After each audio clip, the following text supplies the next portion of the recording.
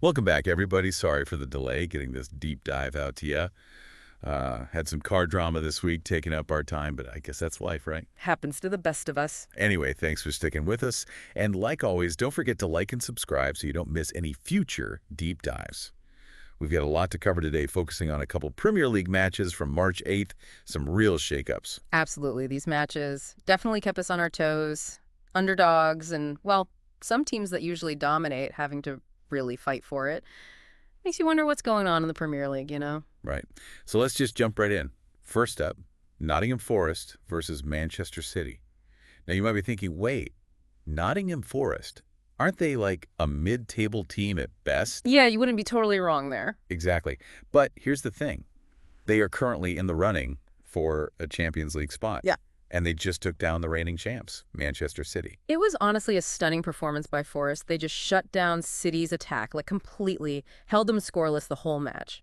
And it wasn't just a defensive lockdown, right? They were organized, sure, but they also had some great chances on offense, too. Oh, for sure. It wasn't just parking the bus. That late winner from Callum Hudson-Odoi, amazing.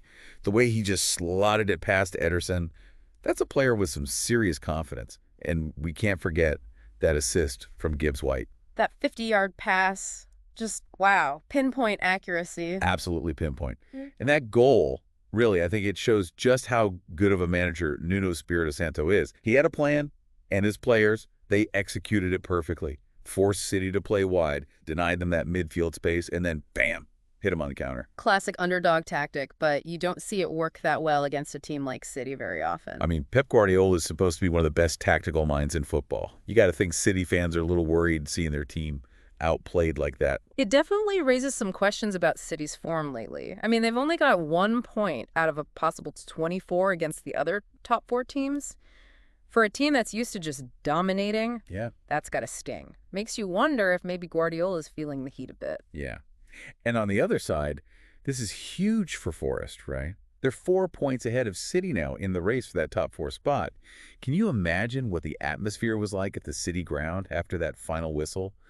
Pure joy. Oh, absolutely. Electric. And it really shows you what Nuno's done since he came to Forest. He took a team that was fighting to stay in the Premier League and turned them into a real contender for European football. A total turnaround. Yeah. Now the question is, can they keep this momentum going? Can they actually get that Champions League spot? That's the million-dollar question. They've got the talent, they've got the tactics, but can they keep up this level of play for the rest of the season? It's going to be exciting to watch, that's for sure. You know, what's really interesting is how this win for Forest kind of plays into a bigger trend we're seeing in the Premier League.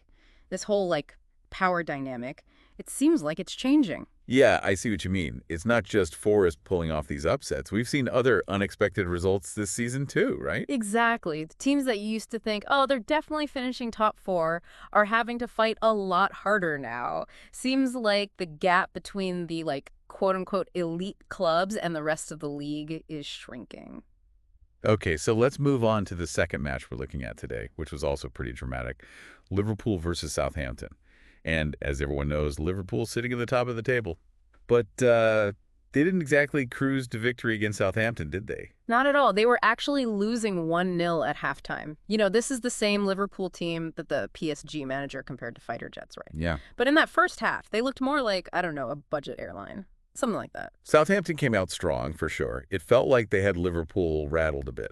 They did. Southampton were organized, aggressive, and they just took advantage of those like little defensive mistakes that Liverpool made. It was a perfect example of how to frustrate a top team. But then, I don't know, something shifted in the second half. Liverpool came back with so much energy. Like it was a totally different team out there. That's where you really see Arne Slot's, tactical brilliance as a manager. He made some key changes at halftime, switched formations, pushed his players further up the pitch, and it worked right away. It seemed like Darwin Nunez was a big part of that comeback, too. He scored that goal to tie it up and then won the penalty that put Liverpool in the lead. Oh, absolutely. He was a constant problem for Southampton's defense. Making those runs behind the line, winning headers, holding the ball up, he did it all. And then, of course, there's Mo Salah, who just seems to score goals effortlessly at this point. 2 penalties to seal the 3-1 win for Liverpool. He's phenomenal, right? 32 goals already this season. It's crazy. I mean, you have to wonder if he's going to break any records at this rate. It's amazing to think about. But honestly, even more than the individual brilliance, I was impressed with Liverpool's resilience. They were clearly tired from that Champions League match earlier in the week, but they still found a way to push through and get that win. For sure. They could have easily just, given up under the pressure, but they didn't.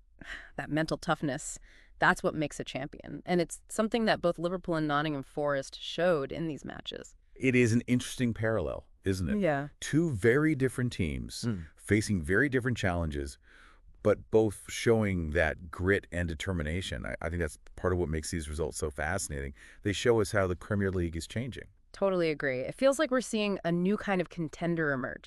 Teams that are really smart tactically, mentally strong, and not afraid to go up against the big guys. And that's exciting for the future of the league. So we've got these two matches, right? Both with some incredible comebacks and tactical battles. But I'm curious, what really stood out to you about these games? What's got you thinking? I think for me, it's got to be the implications for the whole Premier League, Are we really seeing this power shift happening? Is this the end of, predictable dominance? Yeah, that's a big question. I mean, it felt like for years the title race was basically already decided, right? The same few teams at the top every time. Yeah. But now things are way more open, wouldn't you say? Oh, absolutely. And I think that's a good thing for the league, honestly. It makes things way more exciting, right? More drama, more stories to follow, and it gives those smaller clubs and their fans real hope that they can compete. It really feels like anyone can beat anyone on any given day now. And that makes each match, each goal, each save, it all feels so much more important. I know, right? And I think that feeling, that unpredictability, that's what makes the Premier League so great for fans all over the world. It's not just about the big stars or the big clubs. It's about the possibility of the unexpected. The underdog stories, the David versus Goliath battles. And speaking of underdogs, it's hard not to think about Nottingham Forest. What a story they're having this season. From almost being relegated to maybe playing in the Champions League. It's a crazy turnaround. It is. It just shows you what believing in yourself, working hard, and having real tactical discipline can do. They've proven that even a team without a ton of resources can take on the giants, It's a story that should inspire everyone. Yeah. Right? Every fan, every player, every manager who dreams of the impossible. Because in the Premier League, as we saw this week, anything is possible. Yeah, well said. And as we get closer to the end of the season, I'm so curious to see how all these stories play out. Will Forest keep pushing for that European spot? Will Liverpool's toughness win them another title? These are the questions that keep us coming back week after week. I know, I'll be glued to my TV, that's for sure. Yeah. And I hope you will be too. Thanks for joining us for this deep dive into the beautiful game. Don't forget to like, subscribe, and let us know what you thought about all this. We love hearing from you. And until next time, keep watching, keep thinking, and keep that love for football.